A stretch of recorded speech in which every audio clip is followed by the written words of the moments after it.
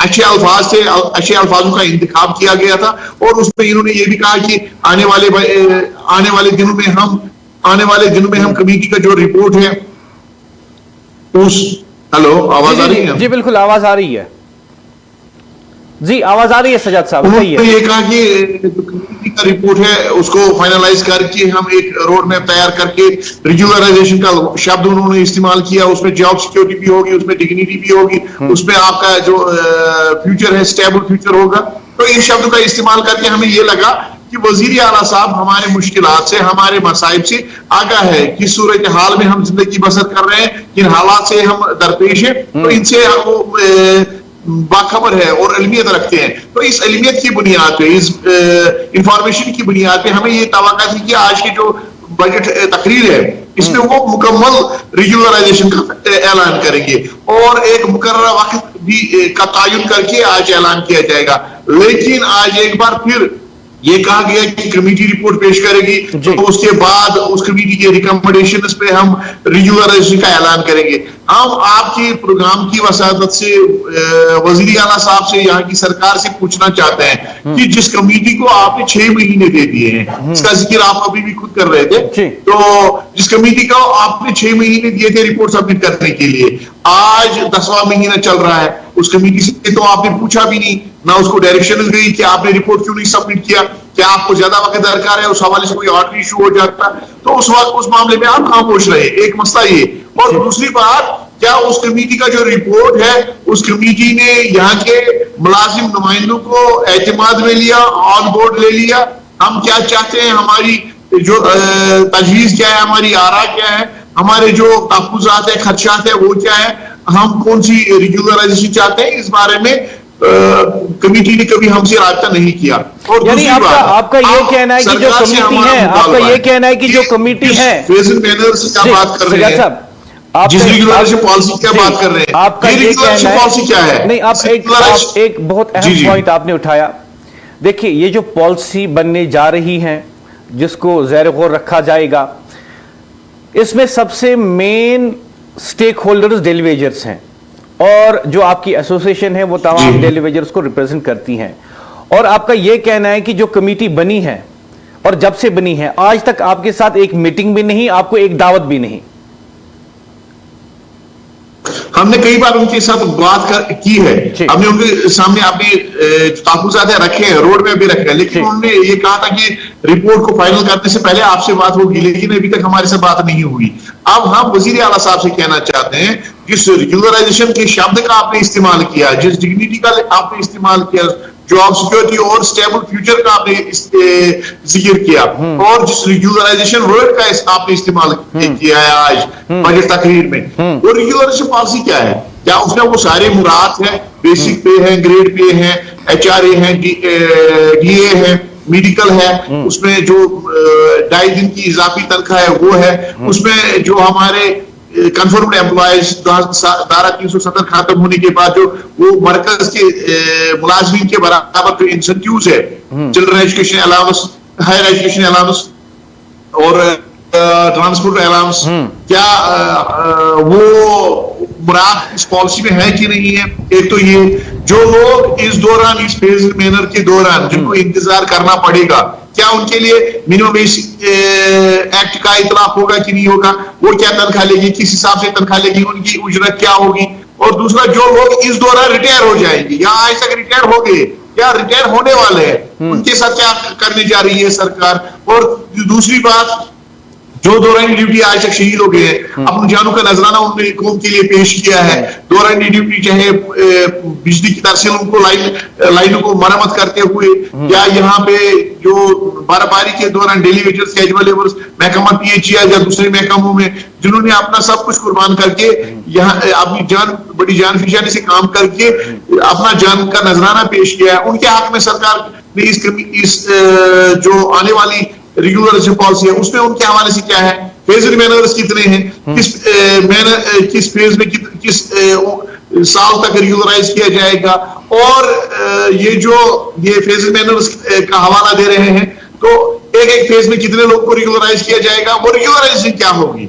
इसके खतखाल क्या होंगे। हम सरकार से पूछना चाहते हैं, इसकी वजाहत हमें चाहिए। जी, वज़ीर आला साहब इस चीज की वजाहत करे। और दूसरी बात, जो ओल्ड पेंशन का मामला है जिसका इन्होंने जिक्र, जी जी अब आप मेरे साथ बने रहेंगे। मैं अपने नाज़रीन को बता दूं, जो लाखों लोग हमें टेलीविजन स्क्रीन पे देख रहे हैं, मैं आपको बता दूं कि आज बजट इजलास था। वजीर आला जो कि खुद वजीर खजाना भी हैं, उन्होंने आज का बजट पेश किया। इस बजट में आम लोगों के लिए क्या है, और सबसे अहम सवाल जो हम आज के प्रोग्राम में पूछ रहे हैं, इस बजट में डेली वेजर्स के लिए क्या है।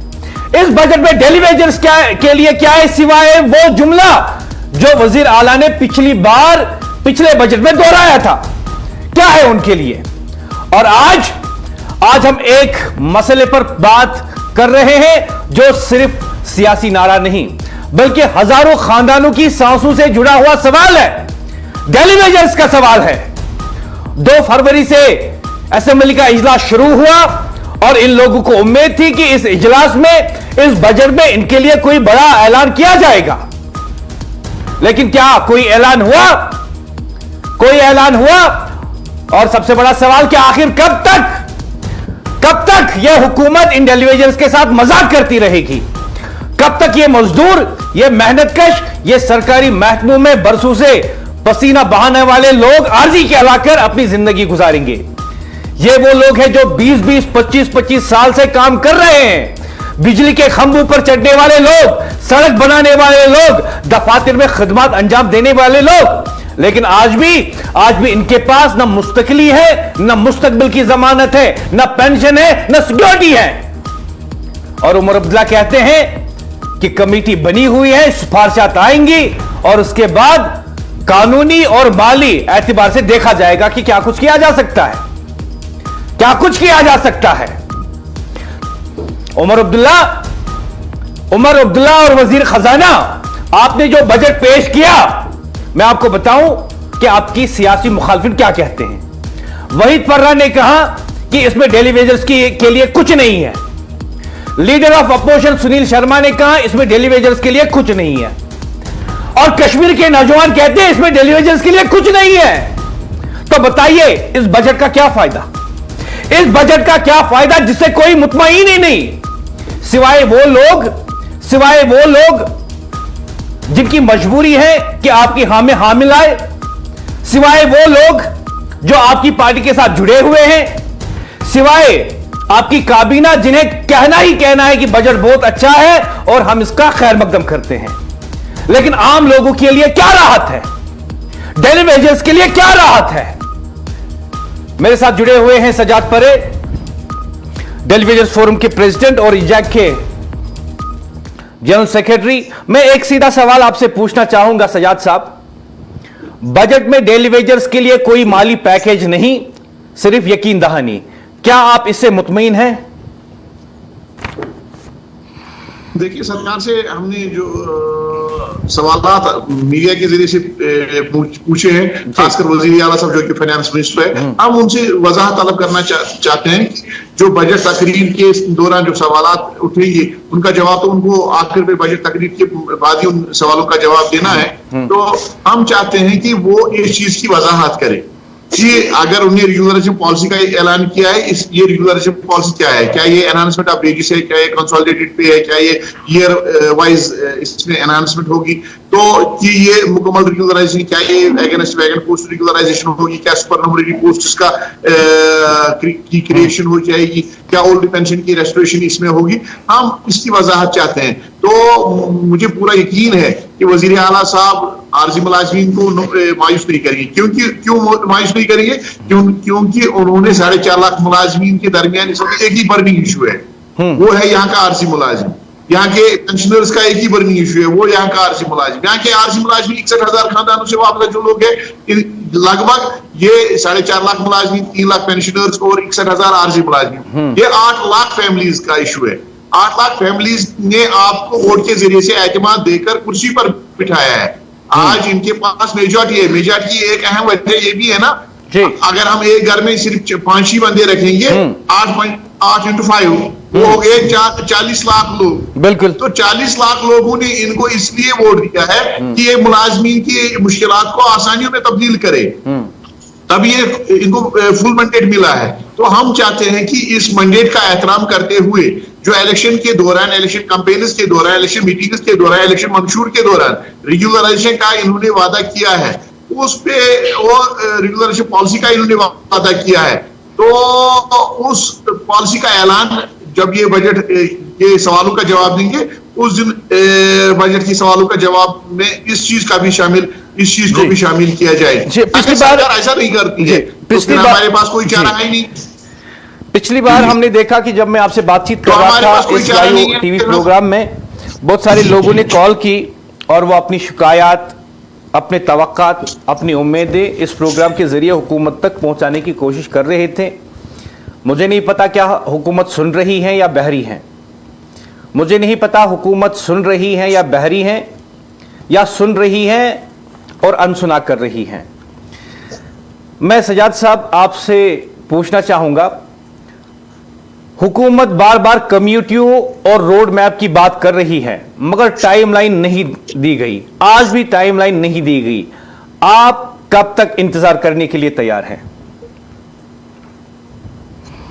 बजट तकरीर के बजट में जो इनको सवालात ऑनरेबल मेंबर्स की तरफ से आ जाएंगे, उसके जवाब में वजीर आला को लास्ट दिन बजट को जब पास करना होगा उस दिन तो बोलना ही है, बोलना है। शायद ये 12 या 13 तारीख को हो जाएगा, 13 फरवरी को हो जाएगा, तब तक हम वेट कर रहे हैं। अगर वजीर आला साहब ने मुस्बत जवाब दे दिया, इस फेजल मैनर्स को क्लियर किया, इस पॉलिसी को क्लियर किया, रेगुलरेशन पॉलिसी क्या है, इसके खाल वाज़ेह किए और इसके लिए कितना रकम हमने मुख्तस किया है, अगर ये 12-13 तारीख तक ये वाज़ेह हो गया तो ठीक, अगर नहीं हो गया तो हमारे पास कोई चारा नहीं है। हमने फैसला कर लिया है, हम अपनी फैमिलीज को लेके सड़कों पर आ जाएंगे और वजीर आला साहब के रिहाइशगाह के बाहर बैठेंगे और वजीर आला साहब से ये पूछेंगे कि हमने वोट किस लिए दिया था, हमने एतमाद किस लिए दिया था, हमने एतबार किस लिए दिया था।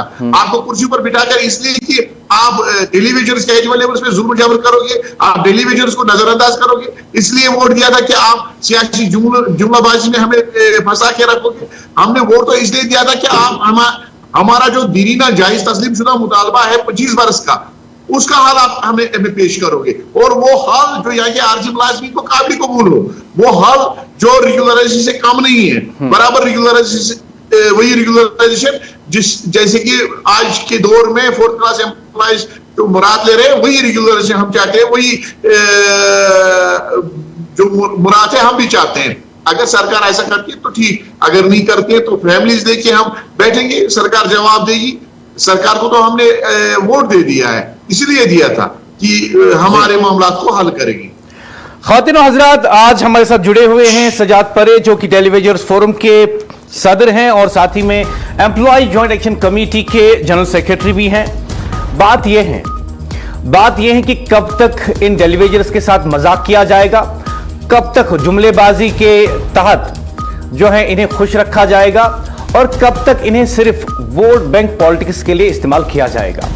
सवाल यह है कि जो वादा पिछले बजट में इनके साथ किया गया था, इसी वजीर खजाना ने किया जो वजीर आला भी हैं। उन्होंने कहा था कि हम एक कमेटी बनाएंगे और वो रिपोर्ट देगी और हम मरहलावार तरीके से इनको रेगुलराइज करेंगे। आज वही वज़ीर खजाना 1 साल के बाद वही जुमले दोहराता है ऐवान के अंदर वही जुमले फिर से दोहराए जाते हैं, वही जुमलेबाजी फिर से की जाती है। और ये बताइए खुदारा, क्या जम्मू कश्मीर के लोग इतने बेवकूफ हैं, इतने अनपढ़ हैं, उनमें इतनी भी अकल नहीं कि उन्हें याद नहीं होगा पिछले बजट में क्या कहा गया था? क्या कश्मीर के लोग भूल जाए कि हमने किस नाम पर वोट दिया था? क्या कश्मीर के लोग भूल जाए कि 200 यूनिट के लिए हमने वोट दिया, डेलीवेजर्स की मुस्तकिली के लिए हमने वोट दिया? क्या कश्मीर के लोग भूल जाए रिजर्वेशन पॉलिसी को बदलने के लिए हमने वोट दिया? क्या कश्मीर के लोग भूल जाए कि हमने मुंतखब हुकूमत इसलिए चाहिए ताकि यहां के नौजवानों के मसाइल हल हो जाए? तो बताइए क्या डेलीवेजर्स के बारे में आज आपने बजट में कुछ ऐसा सुना जो आपको लगा नया है? आपने आज इस बजट में कुछ ऐसा सुना जो आपको लगा कि हुकूमत संजीदा है, बल्कि यह कहा गया कि सिफारिशात आएंगी, फिर कानूनी और माली एतबार से देखेंगे क्या किया जा सकता है। सजाद साहब हजारों डेली वेजर्स बरसों से कम उजरत पर काम कर रहे हैं। इस बजट में इनकी जिंदगी बदलने की तवक्कात की गई थी, लेकिन नहीं बदली। वही जुमलेबाजी हमने देखी जो पिछले बजट में हमने देखी। यह बताइए कि जो कम उजरत पर काम करने वाले नौजवान हैं, जिनमें से बहुत सारे लोग अब 40 के करीब भी हो गए हैं, यह बताइए जरा हमारे प्रोग्राम के जरिए उमर अब्दुल्ला को, वजीर खजाना को, कि इन कम पैसों में आपको कौन से पापड़ झेलने पड़ते हैं और किन मुश्किलात का सामना करना पड़ता है इस कम उजरत पे। देखिए, एमएलए शायद इसलिए नहीं समझ सकता है जो ये मुतालबा कर रहा है कि 5 लाख में उसकी जिंदगी का गुजारा नहीं हो सकता है। वो समझता है कि मेरी जिंदगी का गुजारा, मेरा घर नहीं चल सकता है 5 लाख में, और बाकी जो लोग इसके इर्द गिर्द है, जिन्होंने उसको चुन के भेजा है, जिन्होंने उसको वोट दिए हैं, शायद वो फरिश्ते हैं, उनके पास पेट नहीं है, उनके पास बच्चे नहीं है, उनके पास बुजुर्ग वालिदैन नहीं है, उनके यहाँ इलाज मुआवजा का खर्चा नहीं है, उनके यहाँ समाजी जिंदगी उनको बसर नहीं करनी है, उनको शायद 2 वक्त की रोटी का इंतजाम नहीं करना है। इसलिए शायद वो इस बात का मुतालबा नहीं करते हैं कि इनका तनख्वाह जो है, इनकी जो उजरत है, वो आज के दौर के हिसाब से होनी चाहिए, जिसका मुतालबा इंडियन लेबर कॉन्फ्रेंस ने किया है, सुप्रीम कोर्ट ने जिसका मुतालबा किया है, या 7th पे कमीशन ने जिसका मुतालबा किया है। देखिए, अगर आज के दौर में हम देखेंगे, एक आरजी मुलाजिम 9,000 रुपए लेता है। 9,000 में अपनी बच्चों की फीस का अदा कर सकता है, वो अपने बुजुर्ग वालिदैन की दवाई का खर्चा बर्दाश्त कर सकता है, समाजी जिंदगी बसर कर सकता है, या 2 वक्त की रोटी का इंतजाम कर सकता है। और ऊपर से एक मुसीबत और आन पड़ी है, वो यहाँ के एमएलए को भी उतना ही देना है, यहाँ के एक आरजी मुलाजिम को भी उतना ही देना है, वो है यहाँ की स्मार्ट मीटर की बिल, उसके बाद पानी की बिल। एक एमएलए को आप दवाई के लिए, एक एमएलए को इलाज मुआवजे के लिए आप 20,000 रुपए, उसके 3 लाख रुपए मुख्तस रखते हो, और एक कैजुअल लेबर से आप ये तवा करते हो ये 24 hours round the clock duty देगा, और उसके बाद इसको हम 2500 से 9,000 रुपए दे देंगे। ऐसे इसकी जिंदगी बसर होती होगी, इसका आप अंदाजा खुद करिए। चाहे इससे पहले कल ही डिप्टी सीएम साहब ने, ताजुब होता है कि जब ये इख्तिदार से बाहर होते हैं तो ये अपने आप को इंसान समझते हैं और यहाँ के आवाम की खिदमत करने वाले समझते हैं, खादिम समझते हैं। जब ये इख्तिदार में आ जाते हैं, खादिम नहीं सरबरा समझते हैं, अपने आप को पता नहीं क्या क्या समझते हैं ये। तो मसला ये है कि कल डिप्टी सीएम साहब ने ये कहा कि हमने मिनिमम वेज एक्ट का यहाँ पे इतलाक किया। हम उससे पूछना चाहते हैं किस मिनिमम वेज एक्ट की आप बात कर रहे हैं। 2022 में जिस मिनिमम वेज एक्ट के लिए एक कमेटी विजय भटनागर साहब की सरबराही में बनाई गई थी, उन्होंने 6 महीने उस पर एक्सरसाइज की। 6 महीने उन्होंने तमाम trade union organisation, association, union से तजावीज लिए, चाहे वो सियासी पार्टियों के ट्रेड यूनियन से, चाहे वो मुलाजमीन के ट्रेड यूनियन जो भी थे, उनसे उन्होंने गवर्नमेंट सेक्टर, पब्लिक सेक्टर, तमाम ट्रेड यूनियन से उन्हें तजावीज लिए, रीजनल पार्टीज के और नेशनल लेवल पार्टीज के।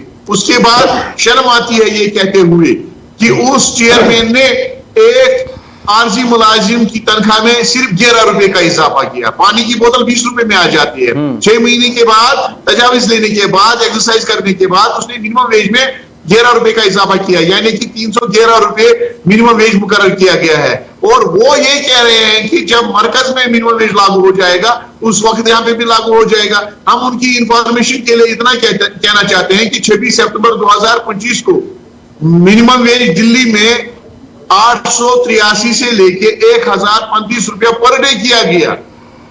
1035 रुपया पर डे किया गया, तो वो यहाँ पे 9,000 दे रहे हैं। दिल्ली में और एक रूल है, हमारा जो लद्दाख कल तक हिस्सा है वहां पे 26,000 से 45,000 रुपए पर महीने दिए जाते हैं। और ये कह रहे हैं कि हम तब यहाँ पे मिनिमम वेज देंगे जब दिल्ली में या बाकी खित्तों में इसको लागू किया जाएगा। उनकी इंफॉर्मेशन के लिए हमारी यही गुजारिश होगी कि वो 26 सितंबर 2025 के ऑर्डर का मुताला करें, उसके बाद मिनिमम वेज के हवाले से बात करें। बहरहाल हमारा ये कहना है कि आज के दौर में जब महंगाई आसमान को छू रही होगी, दाल, चावल, रोटी, सब्जी, दूध की जो कीमत है वो आसमान को छू रही होगी, 9,000 में आज किसी के दिल का घर का गुजारा नहीं हो सकता है। 7th पे कमीशन ने 2018 में, आज 2026 चल रहा है, 2018 में 8 साल पहले उन्होंने मुतालबा किया था, सिफारिशात की थी, रिकमेंड किया था उन्होंने कि एक आरजी मुलाजिम की मिनिमम वेज 18,000 होनी चाहिए। तो उसको इंडियन लेबर कॉन्फ्रेंस ने तस्लीम किया है, सुप्रीम कोर्ट ने एंडोर्स किया। आज 2026 में हमें 18,000 नहीं, 18,000 के बजाय आज हमें 26,000 मिलने चाहिए थे। ये हमें 26,000 के बजाय आज भी 9,000 रुपए दे रहे हैं जी। और बहुत सारे हमारे नाजरीन होंगे, ये बराबर है, बहुत सारे हमारे नाजरीन होंगे जिन्हें शायद इस बात का इल्म ना हो कि ये मिनिमम वेजेस एक्ट क्या होता है। ख़वातीन हज़रात, मैं आपको बता दूं कि एक कानून है मिनिमम वेजेस एक्ट, जिसका मतलब ये होता है कि जब आप किसी को नौकरी पे रखते हैं तो आपको कम से कम इतनी तनख्वाह उसको देनी है, कम से कम इतनी तनख्वाह देनी है। 370 हटने से पहले यह कानून उतनी तरीके से यहां पे लागू नहीं था। सेंटर ने, मरकजी सरकार ने इसे भरपूर तरीके से पूरी शिद्दत के साथ लागू किया था। जब 370 हटा तो यहां के डेली वेजर्स को लगा कि मिनिमम वेज एक्ट का फायदा उन्हें मिलेगा, लेकिन अब तक नहीं मिला। यानी 370 हटने का फायदा डेली वेजर को नहीं मिला। अब बताइए कौन सा विकास हो रहा है, कौन सी तरक्की हो रही है, कौन सा भला हो रहा है इन गरीबों का। मिनिमम वेज एक्ट के तहत कम से कम उम्र सरकार इनको तनख्वाह तो दे सकती है, लेकिन उसकी भी कोई बात नहीं। हां, एक बात उसने यकीनी बनाई कि उसके एमएलए को मिनिमम वेज एक्ट के हिसाब से तनख्वाह मिले, वो भी 3 लाख। 3 लाख एमएलए की तनख्वाह, डेली वेजर्स के लिए 9,000 भी ज्यादा। सजाद साहब, हुकूमत कहती है वसाइल महदूद हैं, लेकिन क्या डेली वेजर्स की कुर्बानी हमेशा ही वसाइल की कमी की नजर होती रहेगी? दो चीजें हैं। एक तो 11 मार्च 2025 को जो दो कमेटियों का ऐलान किया गया था, एक कमेटी की रिपोर्ट के लिए आज तक जितनी भी सरकारें आई उन्होंने कमेटियां बनाई, कमीशन बनाए, उन्होंने रिपोर्ट्स पेश किए, उस पर एक्सरसाइज हुई, उनकी इंफॉर्मेशन ली गई। वो है यहाँ का आरजी मुलाजिम का इशू। इसके लिए बहुत बार एक्सरसाइज की गई है और एक आरजी मुलाजिम की इतनी वेट नहीं होगी, इतना वजन नहीं होगा जितना उससे कागजात लिए गए हैं आज तक। और दूसरी तरफ वो कमेटी बनाई गई जिसका ताल्लुक बराह रास्त हमारे यहाँ के ऑनरेबल एमएलए से, उनकी तनख्वाह में इजाफे के लिए और साहब एमएलए की पेंशन में इजाफे के लिए। उस कमेटी पे आज तक कभी एक्सरसाइज नहीं की गई थी, मेहनत नहीं की गई थी, कोई इस पे कोई फार्मूला तैयार नहीं किया गया था। हमारी कमेटी के हवाले से जो रिपोर्ट है वो कई रिपोर्ट्स पेश किए गए थे और उनके पास मौजूद थी, लेकिन उस कमेटी को पेश भी किया गया, उस कमेटी का रिपोर्ट फाइनल भी किया गया ऑनरेबल एमएलए से। उस वक्त इतना फाइनेंशियल क्रश, उनकी गाड़ियां लाई गई, खजाना पूरा भरा हुआ है, उनकी तनख्वाह दुगनी कर दी गई, उसके लिए तनख्वाह खजाना पड़ा है। और ऑनरेबल स्पीकर साहब, honourable council of ministers, honourable chief minister LOP साहब या बाकी जो लोग स्पीकर्स वगैरह है, उनकी तनख्वाह में इजाफा 3 लाख से भी ज्यादा की इजाफे की मांग की गई है। उसके लिए खजाना खाली नहीं है, जो भी मुराद उनको चाहिए उसके लिए खजाना खाली नहीं है। बड़े बड़े रोड शोज बाहर किए जाते हैं, टूरिज्म की अगर हम बात करेंगे, बड़े बड़े रोड शोज मुंबई में या बाकी स्टेट्स में किए जाते हैं, वहां पे करोड़ों रुपया खर्च किए जाते हैं, उसके लिए पैसा नहीं है। लेकिन टूरिज्म में काम करने वाले कैजुअल लेबर के लिए इनके पास 9,000 रुपये नहीं है। ये सरासर नाइंसाफी और जुल्म है उनके लिए, जिन्होंने इनको तख्त पर बिठाया है, जिन्होंने इनको वोट दिया है, जिन्होंने इनको इज्जत दी है, विकार दिया है, उन्हीं को ये जलील कर रहे हैं। अफसोस है ऐसी लीडरशिप पे, ऐसी सरकार पे, जिन लोगों को हमने वोट देकर इज्जत दी, अरबाबी इख्तिदार बने हैं वो, और आज इख्तिदार की कुर्सी पर बैठे हैं। वो उनको हमारे साथ बात करने के लिए टाइम नहीं, हमारे साथ प्रिपरेशन डिस्कशन के लिए टाइम नहीं, उनको हमारे साथ पॉलिसी शेयर करने के लिए टाइम नहीं। और दूसरी बात यह है कि अब इन्होंने जो हमारे पब्लिक सेक्टर यूनिट्स थे, जहां पे यहाँ के मुलाजमीन, यहाँ के कारोबारी इदारे, यहाँ के पब्लिक सेक्टर यूनिट्स को राहत मिलती थी, वहां पर भी अगर आप देखोगे मार्केटिंग सीकअप की अगर हम बात करेंगे, मार्केटिंग बंद, परचेजिंग बंद, जो उनका पैसा बाकी डिपार्टमेंट्स के पास है वो लाते हैं 6 महीने के बाद, 7 महीने के बाद वसूल करके, और उसके बाद उनकी 1 महीने की तनख्वाह निकलती है। जब आपने एक आरजी मुलाजिम, अगर हम पब्लिक सेक्टर की बात करेंगे, काम तो ले रहे हैं, एक आरजी मुलाजिम जिसकी आपने 9,000 तनख्वाह की है, उसको आप 6 महीने के बाद तनख्वाह दे दोगे, तो उसे घर का गुजारा कैसे होगा? उसके डायलिसिस पेशेंट, उसके सीए पेशेंट्स कैसे चलते होंगे? क्या आपको खुदा के पास जवाब नहीं देना है? क्या आपको कल उसके दरबार में हाजिर होकर जवाब नहीं देना है? जुल्म की बुनियाद पर रियासत नहीं चल सकती है। दूसरी बात, जो लोग वहां पे काम कर रहे हैं उनके मुस्तकबिल के हवाले से आपने क्या सोचा है? जो पब्लिक सेक्टर में काम कर रहे हैं, गवर्नमेंट सेक्टर में काम कर रहे हैं, उनके बारे में आपने क्या सोचा है? जेकेआई की अगर हम बात करेंगे, हैंडलूम एंड हैंडक्राफ्ट्स की बात करेंगे, लोगों को हैंडलूम और हैंडलूम से उठा के हैंडक्राफ्ट्स में मर्ज किया, और वहां पे अभी तक रिक्रूटमेंट रूल्स नहीं, वहां पे अभी तक वो कैसे चलेंगी, उनकी जो सर्विस है उसको कैसे आगे लिया जाएगा, उस बारे में कोई प्रपोजल सामने नहीं लाया गया है। इसी तरीके से अगर हम बाकी सेरिकल्चर की बात करेंगे, बराबर साल की काम लिया जाता है, एक साल बराबर से काम लिया जाता है, तनख्वाह आप 2 महीने 4 महीने 6 महीने देते हो, और वो भी वेज रेट के हिसाब से नहीं देते हो। एग्रोस्ट्रोलॉजी की बात करेंगे, कंपा की बात करेंगे, जितने भी यहाँ पे आरजी मुलाजिम है उनके साथ सरासर ज्यादती है, जुल्म है, नाइंसाफी है, बेकार उनसे लिया जाता है, जो कि कानूनन जुर्म है। और यहाँ पे मुझे लगता है सियासतदान समझते हैं ये कानूनन जुर्म नहीं है, ये एक वो हमसे बेकार लेके खुश हो रहे हैं। अफसोस है इस चीज के लिए, जिन लोगों को हमने अपने लिए राहत के लिए चुना था, अपनी मुश्किलात को आसानियों में तब्दील करने के लिए चुना था, वही हमारी बात नहीं सुन रहे हैं। आखिर पर हमारी गुजारिश होगी आपके माध्यम से वजीर आला साहब से कि वो हमारे दर्द को सुने, हमारे चीख पुकार को सुने। जिन शब्दों का आज उन्होंने इस्तेमाल किया, जिन लफ्जों का उन्होंने आज इंतखाब किया था बजट तकरीर से पहले, कि इन्होंने किन हालात में काम किया है, ये कैसे जिंदगी बसर कर रहे हैं, इन्होंने विदाउट जॉब सिक्योरिटी काम किया है, इन्होंने अपनी जिंदगी का प्राइम टाइम दे दिया। अब हम बुढ़ापे को पहुंच गए, हमारे मुलाजमी कहां जाएंगे, कौन सी मजदूरी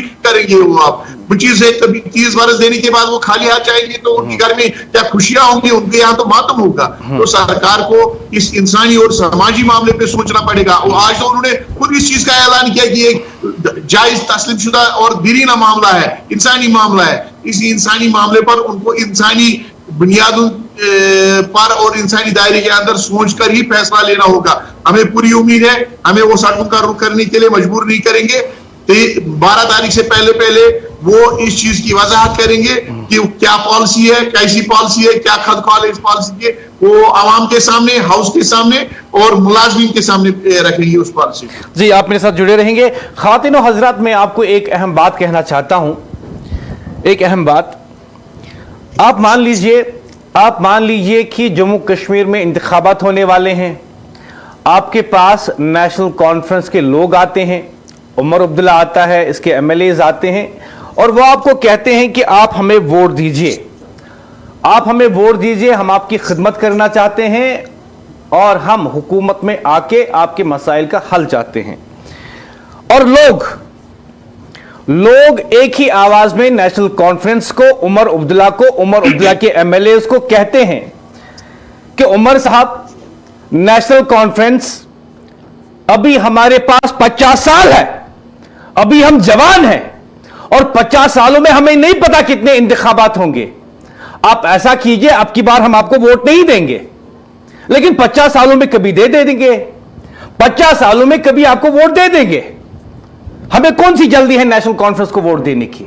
अभी तो हमारे पास 50 साल है, किसी के पास 60 साल है, किसी के पास 70 साल है, तो 70 सालों में कभी नेशनल कॉन्फ्रेंस को वोट दे देंगे, लेकिन अब की बार नेशनल कॉन्फ्रेंस की सरकार नहीं बनाएंगे। तो बताइए कि उमर अब्दुल्ला को कैसा लगेगा ये जवाब? उमर अब्दुल्ला के एमएलए को कैसा लगेगा ये जवाब कि लोग कहते हैं हमारे पास अभी 50 साल है, 50 सालों में कभी आपको वोट देंगे, लेकिन अब की बार आपको नहीं देंगे। अगर उन्हें बुरा लगेगा कि लोग हमारे मुंह पे कहते हैं कि हम 50 सालों में एक बार आपको कभी वोट देंगे, लेकिन अभी हमारे पास 50 साल है, इसलिए वोट मत मांगो, नेशनल कॉन्फ्रेंस के लिए वोट मत मांगो। अगर उन्हें बुरा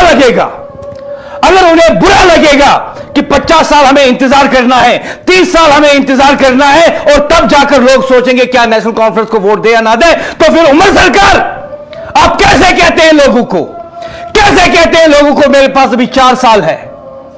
अगर लोग 4 साल इंतजार कर सकते हैं क्योंकि आपको 4 साल हुकूमत और करनी है, तो बताइए आने वाले इंतखाबात में अगर आपको कश्मीरी कौम बता दे कि अभी हमारे पास 50 साल है और हम 50 सालों में सोचेंगे कि कब हम नेशनल कॉन्फ्रेंस को वोट थे, अभी हमें किसी और की सरकार बनानी है। बताइए कैसा लगेगा आपको? इज दैट अ लॉजिक और इज दैट अ जोक? अगर आप इसे लॉजिक मानते हैं तो आपकी बात सही है, लोग इंतजार करेंगे 4 साल। अगर आपको मजाक लगता है तो यह मजाक आपने किया टेलीविजन के साथ, उन सार्फिन के साथ जिनसे आपने कहा 200 यूनिट्स फ्री दूंगा। If you are able to make a joke, people will joke you back and your jokes will bounce back, and that's the fact. आज टेलीविजन को आपने वही यकीन दहानी कराई, वही यकीन दहानी कराई आपने आज टेलीविजन को जो आपने पिछले बजट में उनके साथ किया था। और मैं आपको बता दूं, ये 2000 का कश्मीर नहीं है, ये 1990 का कश्मीर नहीं है, ये आज पढ़े लिखे नौजवानों का कश्मीर है। ये उन नौजवानों का कश्मीर है जो जानते हैं कि वो भी एमएलए बन सकते हैं, वो भी अपनी पार्टी बना सकते हैं, और वो अपने आप में एक वजीर आला बना सकते हैं। They know, so deliver. अगर आप चाहते हैं कि लोग आपके साथ जुड़े रहें, अगर आप चाहते हैं कि लोग आपको प्यार देते रहें, आप पे भरोसा करते रहें, तो जरूरत इस बात की है कि आपकी पार्टी, आपकी सरकार डिलीवर करे उन लोगों के लिए जो आपको वोट देने के लिए खड़े रहे, जिन्होंने आपके लिए इलेक्शन कैंपेन चलाई। मैं पार्टी वर्कर्स की बात नहीं कर रहा हूं, मैं आम लोगों की बात कर रहा हूं। पार्टी वर्कर्स को छोटा मोटा काम मिल ही जाता है, उनको छोटा मोटा काम मिल ही जाता है जिसके जरिए वो आइंदा इंतखाबात में आपके लिए इलेक्शन मुहिम चला सकते हैं। बट मैं बता रहा हूं, अगर आपको यह मजाक लगे और बेहुदा मजाक लगे कि लोग आपसे कहे आइंदा इंतखाबात में कि अभी हमारे पास 50 साल है, सोचेंगे 50 साल में कभी और आपको वोट देंगे नेशनल कॉन्फ्रेंस को, अब की बार हमें किसी और की सरकार बनानी है, अगर आपको वो बुरा लगेगा तो आम लोगों को भी बुरा लगेगा। आप उनसे कहेंगे कि मेरे पास 4 साल है।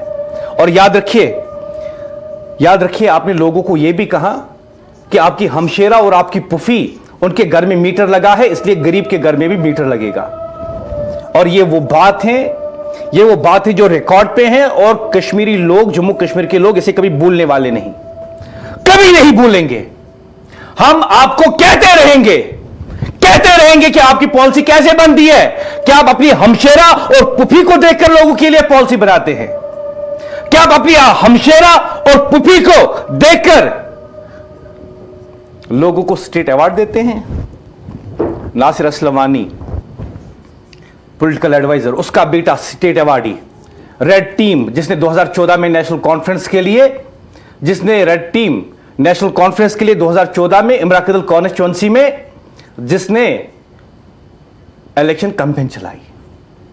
और मैं आपको बता दूं, कल जब मैंने प्रोग्राम किया, आज बहुत सारे लोगों ने कुफवारा से हमें कॉल किया, फोटोग्राफ्स भेजे, कहा ये तो 2014 में, 24 में भी, 2024 में भी ये इलेक्शन कैंपेन चलाने आए थे कुफवारा। कुछ फोटोज भेजे हैं, मैंने टीम भेजी है कुफवारा क्रॉस चेक करने के लिए, उन फोटोज की तस्दीक करने के लिए। और अगर सच निकला, I will run that story on NN, और मैं बताऊंगा लोगों को कि असल में अगर वो सच निकला कि 2024 में रेड टीम ने, कुफवारा ने नेशनल कॉन्फ्रेंस के लिए वहां पे इलेक्शन कैंपेन चलाई थी, I will run that story on NN and will tell the people who has been awarded with the state award on merit or for running the election campaign of national conference. I will run that.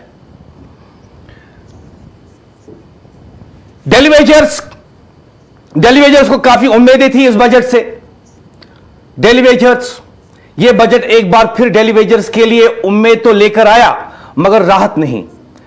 बरसों से ये लोग हुकूमत के वादों पर जीते आ रहे हैं, मगर इनकी जिंदगी आज भी यौम उजरत और गैर यकीनी मुस्तकबिल के दरमियान फंसी हुई है। हुकूमत ने फिर यकीन दहानी दी, फिर कमेटी और फिर रोड मैप की बात की, मगर डेली वेजर्स के लिए ना कोई टाइमलाइन है, ना कोई वाज़ा फैसला। ये वो लोग हैं जो सख्त मौसम, कम उजरत पर बगैर सिक्योरिटी के काम करते हैं। इनकी मेहनत से निजाम चलता है, मगर जब बजट आता है तो इनके हिस्से में सिर्फ इंतजार आता है। दिल्ली वेजर्स खैरात नहीं मांगते, वो सिर्फ अपना हक चाहते हैं, इज्जत के साथ रोजगार और एक ऐसा फैसला जो इनकी जिंदगी को वाकई बदल सके।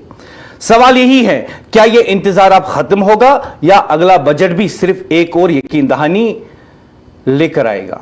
वो यकीन दहानी जो ये लोग पिछले 20 सालों से 25 सालों से देख रहे हैं। सजाद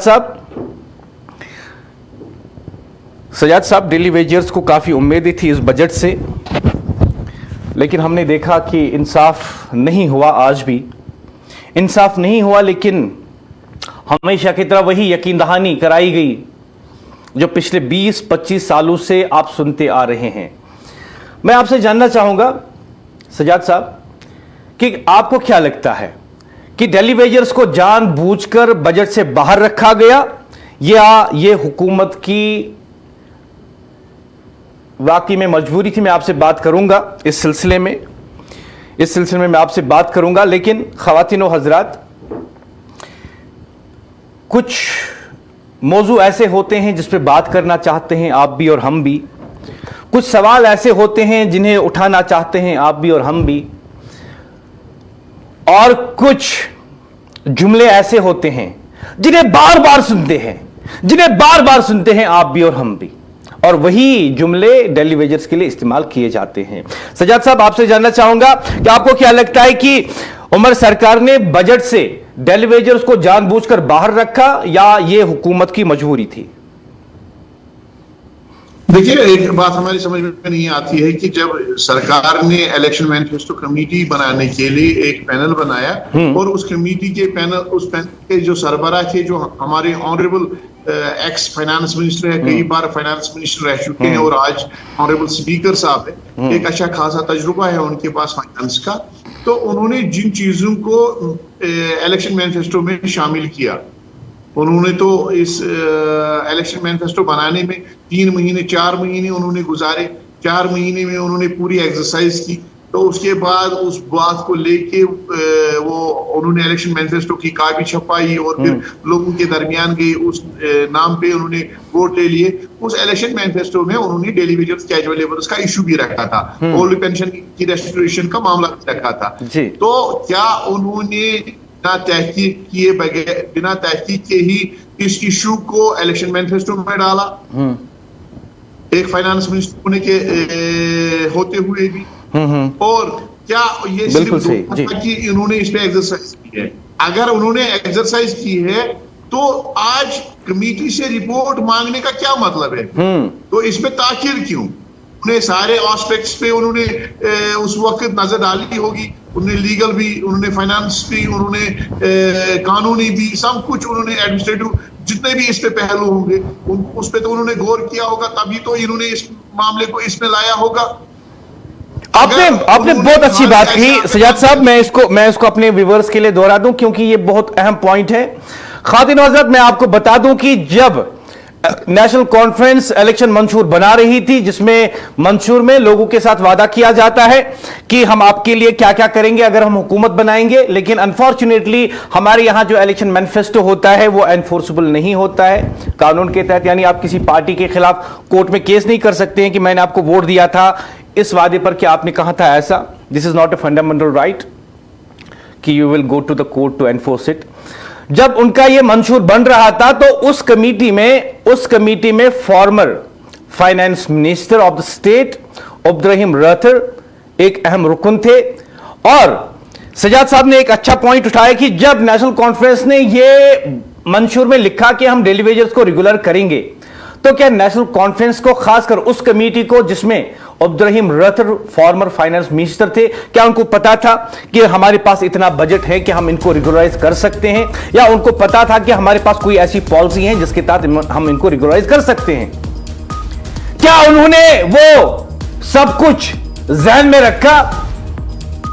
क्या उस कमेटी ने, जो नेशनल कॉन्फ्रेंस की कमेटी थी जिन्होंने मंशूर बनाया, जिसमें Abdur Rahim rather former finance minister and now the speaker of the assembly, क्या उन्होंने देखा था कि हमारे पास इतना खजाना है, इतने पैसे हैं, ऐसी पॉलिसी है, बाकी चीजें? क्योंकि मैं आपको याद दिला दूं 2014 में भी डेली वेजर्स को मुस्तकिल करने की बात हुई थी और उस वक्त इल्जाम यह लगा था कि अब्दुर्रहीम रथर ने उस लिस्ट को आगे बढ़ने की इजाजत नहीं दी। वो फाइनेंस मिनिस्टर थे, क्योंकि कहा जाता है कि मुबैना तौर पर उन्होंने कहा था कि मुझे इसमें कुछ और लोगों को ऐड करना है, और उसी के साथ जो है फिर इंतखाबात भी आ गए थे।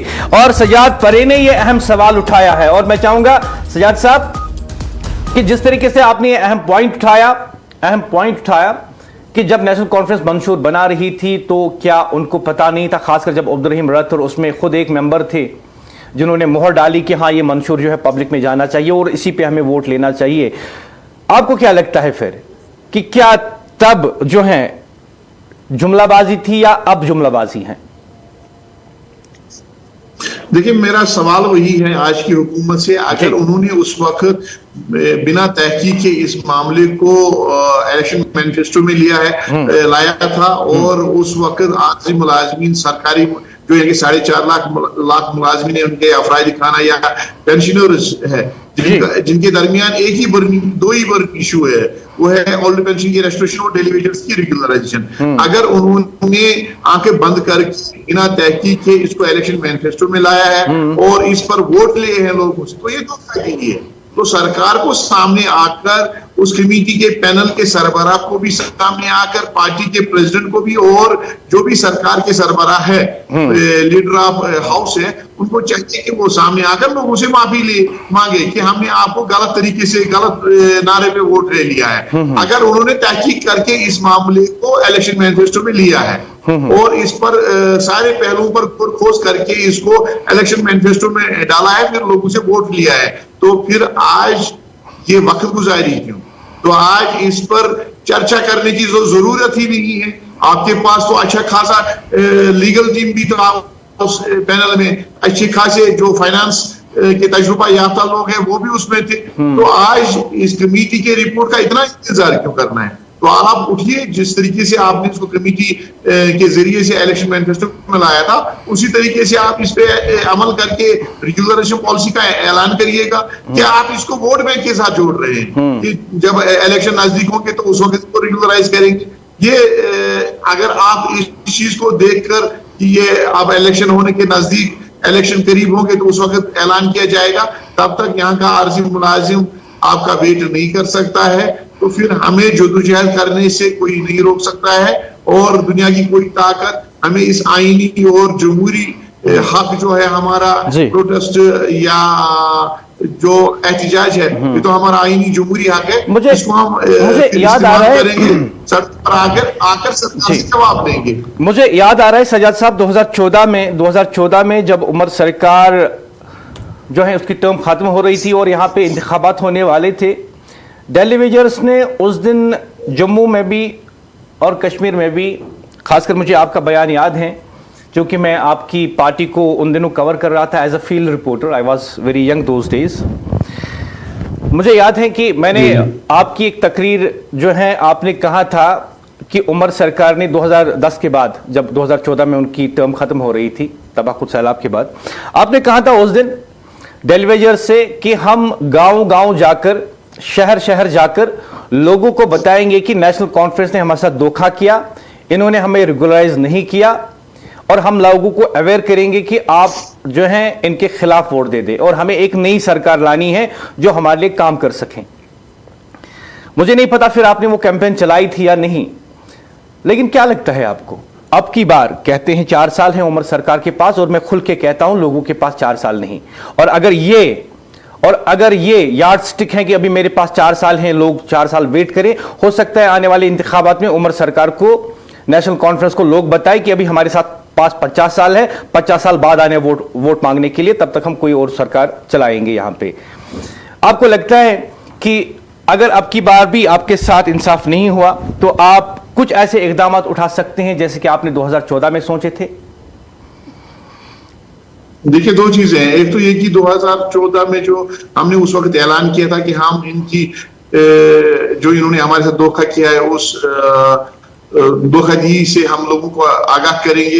हमने किसी के हक में कैंपेन नहीं चलाया। जी बिल्कुल। इनकी जो इन्होंने हमारे साथ धोखाधड़ी की, बेईमानी की थी, उसे हमने लोगों को आगाह करने के लिए एक कंपेन चलाई थी, और उसी का नतीजा ये है कि फिर ये हुकूमत में नहीं आए। उसका एतराफ खुद वजीर आला साहब ने लास्ट बजट सेशन के दौरान on the floor of house किया था कि हमने लोगों के मुलाजमीन, खासकर मुलाजमीन के उम्मीदों पर हम पूरे नहीं उतरे, हमें इनके साथ जो वादे किए वो बराबर नहीं किए थे, वही वजह है हम दोबारा नहीं आए।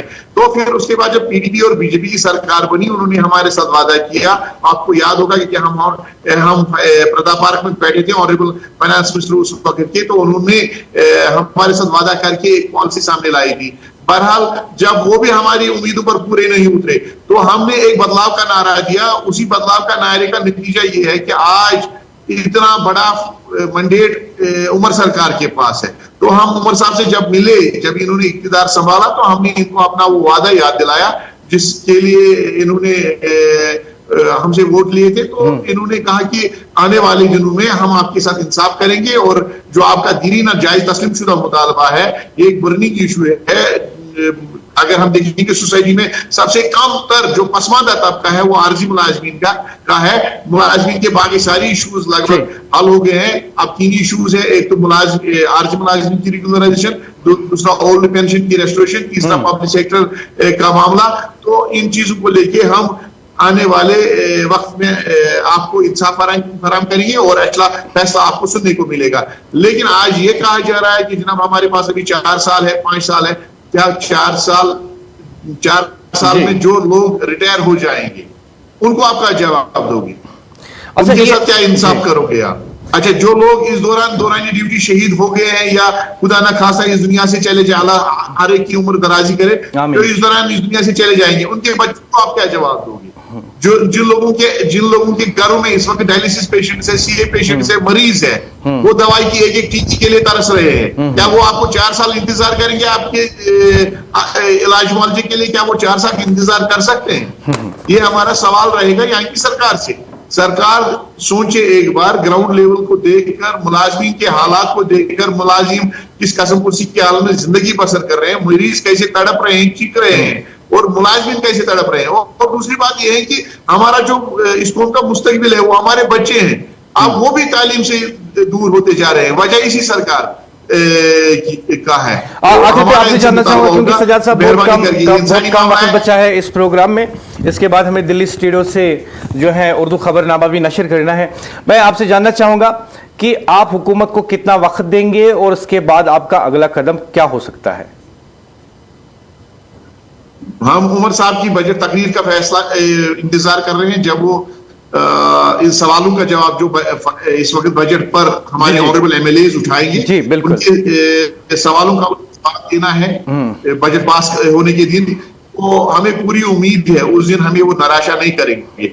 अगर उन्होंने सेम यही अल्फाज दोहराए जो आज उन्होंने दोहराए, अगर यही जुमला रहा, कोई टाइम फ्रेम सामने नहीं लाया गया, कोई वाजिया पॉलिसी सामने नहीं आएगी, तो फिर मुझे लगता है हमारे पास कोई चारा चाहिए। 12 तारीख या 13 तारीख या 14 तारीख होगा, तो उसके बाद हम मशावरत करके अपना प्रोग्राम सामने लाएंगे, अपनी फैमिलीज को लेकर सड़क पर आ जाएंगे। बहुत बहुत शुक्रिया मुझे ज्वाइन करने के लिए। सजाद परे, एम्प्लॉय जॉइंट एक्शन कमेटी के जनरल सेक्रेटरी और टेलीविजन फोरम के सदर सजाद परे बात कर रहे थे बराह रास्त मेरे साथ और बता रहे थे कि टेलीविजर्स ने क्या कुछ महसूस किया आज के बजट के बाद, और सीधा सीधा कहे तो उन्हें ये बजट सेशन भी एक लॉलीपॉप ही लग रहा है। बात खातिनों हजरात ये है कि टेलीविजर्स ये बजट एक बार फिर टेलीविजर्स के लिए उम्मीद तो लेकर आया मगर राहत नहीं। बरसों से ये लोग हुकूमत के वादों पर जीते आ रहे हैं मगर इनकी जिंदगी आज भी यौम उजरत और गैर यकीनी मुस्तकबिल के दरमियान फंसी हुई है। हुकूमत ने फिर यकीन दहानी दी, फिर कमेटी और फिर रोड मैप की बात की, मगर टेलीविजर्स के लिए न कोई टाइमलाइन है न कोई वाज़ा फैसला।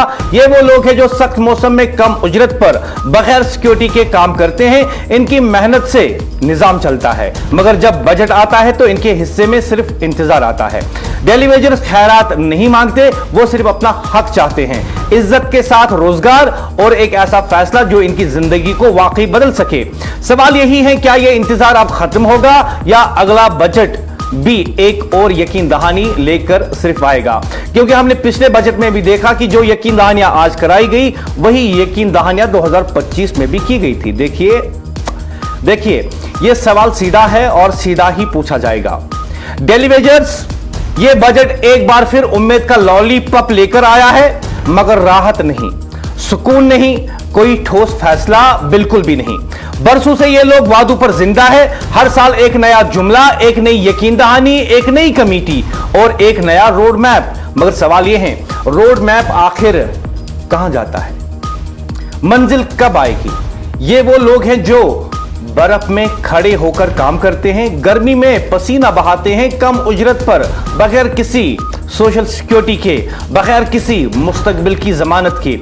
इनके हाथों से निजाम चलता है, मगर जब बजट की मेज सजाई जाती है तो इनके हिस्से में सिर्फ इंतजार लिखा जाता है। हुकूमत कहती है कमेटी बनी है, रोड मैप आएगा, जायजा लिया जाएगा, मगर टाइमलाइन कहां है? डेडलाइन कहां है? फैसला कहां है?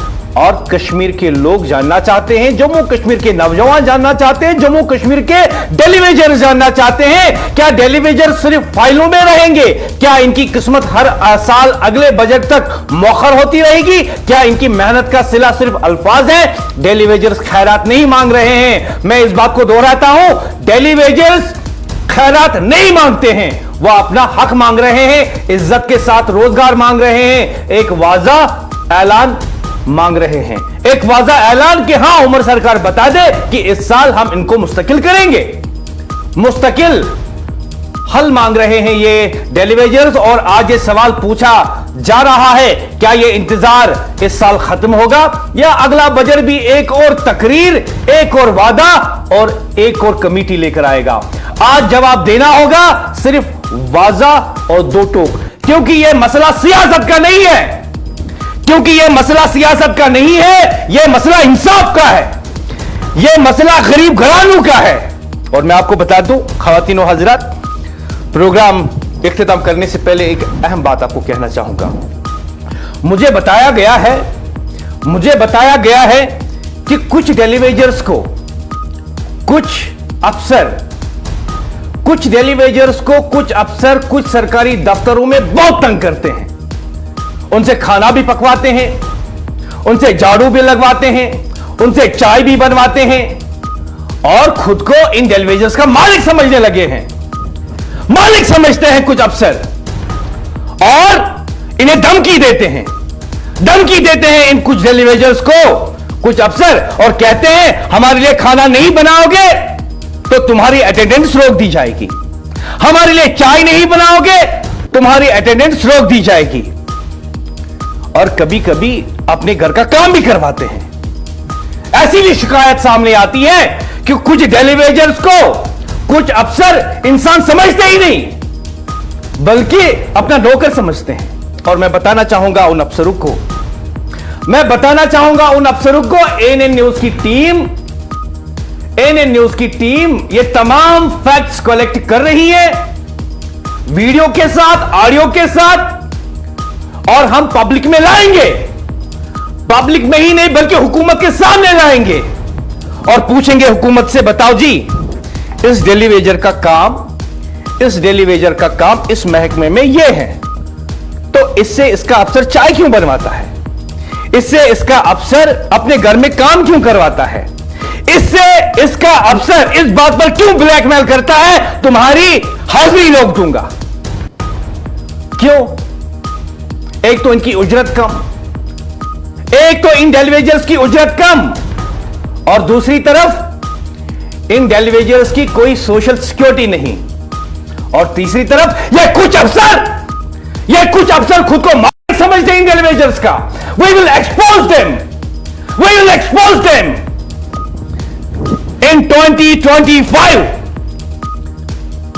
in 2025 bonded labor is unacceptable।